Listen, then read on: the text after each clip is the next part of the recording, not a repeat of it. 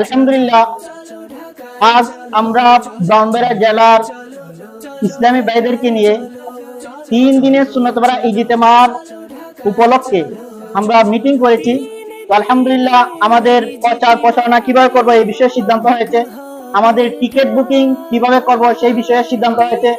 আমাদের ইসলামী ভাইরা বিভিন্ন এরিয়ায় গিয়ে, যে সমস্ত এরিয়াতে এখনো নতুন ইসলামী ভাই নেই, ওই এরিয়াতে একদিনে আল্লাহ রাস্তায় সফর করে সেখানের মধ্যে গিয়েও টিকিট বুকিং করে আজিমুসান 3 দিনের সুন্নত পাড়া ইজতেমা হতে যাচ্ছে ডিসেম্বরের 19, 20, 21। এই ইজতেমায় ইসলাম ভাইদেরকে টিকিট বুকিং করে ইনসাদি করে নিয়ে যাওয়ার চেষ্টা করবে, আমরা এখানের মধ্যে নিয়ত করেছি।